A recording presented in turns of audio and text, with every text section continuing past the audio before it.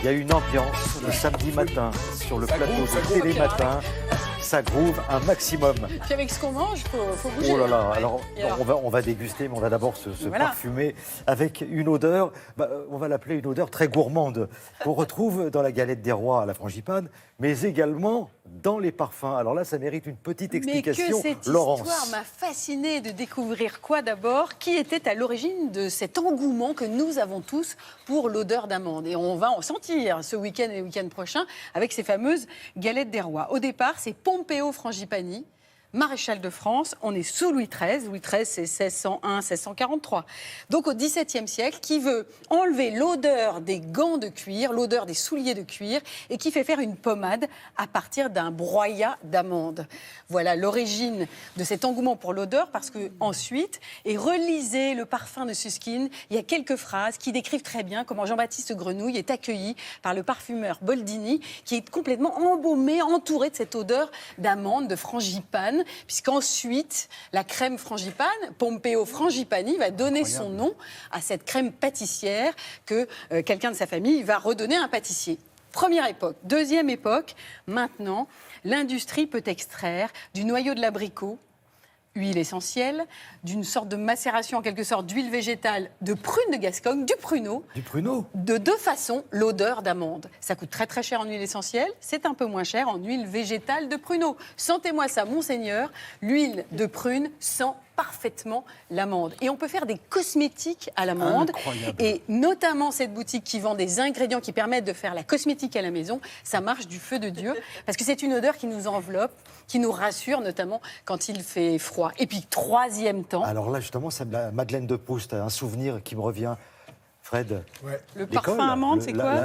C'est la fameuse colle, la colle, avec un nom qui commence par C et qui fait référence à une grande reine d'Égypte. Eh bien, cette fameuse colle, c'est une odeur que les maisons de parfums sont capables de reconstituer. C'est ça le travail des parfumeurs. Et voilà pourquoi l'amande va, dans ces 4 parfums-là, venir soutenir d'autres ingrédients et donner un peu de gras, de volupté. On explique tout ça avec rien de moins, Pompeo lui-même presque, une pharmacien et un parfumeur. Regardez. On associe souvent l'odeur d'amande à l'odeur de la frangipane.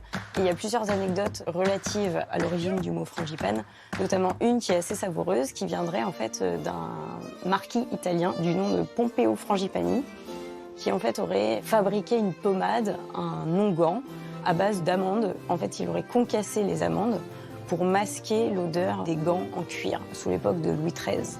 Donc, selon la légende, Louis XIII aurait porté ces gants-là. Pour ce qui est de l'odeur d'amande, on peut l'obtenir de plusieurs manières, via le concassage des amandes, soit via l'huile essentielle d'amande amère qui vient des noyaux d'abricot, l'huile essentielle qui contient 99% de benzaldéhyde, qui est une molécule qui est en fait un principe actif cicatrisant et également antiseptique, donc on l'utilise comme conservateur naturel dans nos produits cosmétiques. L'autre façon de bénéficier de l'odeur d'amande, c'est en fait d'utiliser l'huile végétale de prune de Gascogne. Donc en fait, on fait une première pression à froid du noyau du pruneau d'Agen. Cette huile végétale, elle est très intéressante car elle contient de la vitamine E, qui est un puissant antioxydant et qui en fait va permettre de lutter contre le vieillissement cutané. Et parce qu'elle est riche en acides gras, elle peut contribuer à la souplesse de la peau. En tant que parfumeur, j'adore travailler cette odeur d'amande. Ça me fait rêver. C'est une odeur très complexe. Elle est boisée, elle est douce, elle est poudrée. Ça me permet de créer de nouvelles gourmandises, de nouvelles addictions qui ne sont pas forcément sucrées. Donc c'est assez magique et ça nous ouvre tout un monde de parfums. Je peux l'utiliser et la doser en filigrane comme dans le Kenzo Eau de Lumière, où là c'est vraiment juste une toute petite facette amandée pour enrichir le floral de la composition. Dans le Lancôme, dans la Nuit Trésor Caresse, là j'ai carrément créé un accord lait d'amande qui est rehaussé avec de l'Absolu Tonka pour avoir encore plus de gourmandise. Et ensuite, grâce à mon imagination de parfumeur, travailler l'amande en cherchant des facettes amandées dans d'autres matières premières naturelles, comme la liane fauve, qui est une huile essentielle Donc cette liane fauve est la colonne vertébrale du aura de Mugler qui me permet d'amener la surprise et travailler l'amande comme une dragée sans utiliser d'amande. Beaucoup de sensualité dans ce reportage. L'actualité beauté, elle est bien sûr dans l'existence de ces parfums. Elle est d'apprendre que parmi les 5 grandes maisons de parfums qui sont évidemment aptes à concevoir des parfums, il y a l'utilisation en filigrane, on a vu, de cette odeur d'amande. Je salue le pâtissier Yann Couvreur qui fait évidemment des galettes amande-amande et puis amande-noisette. Et ça rejoint encore la beauté parce qu'avec un peu d'huile d'amande, un peu d'huile de prune, un peu d'huile de noisette, un peu d'huile de prune, on peut faire une crème corps tout à fait, à l'odeur tout à fait géniale.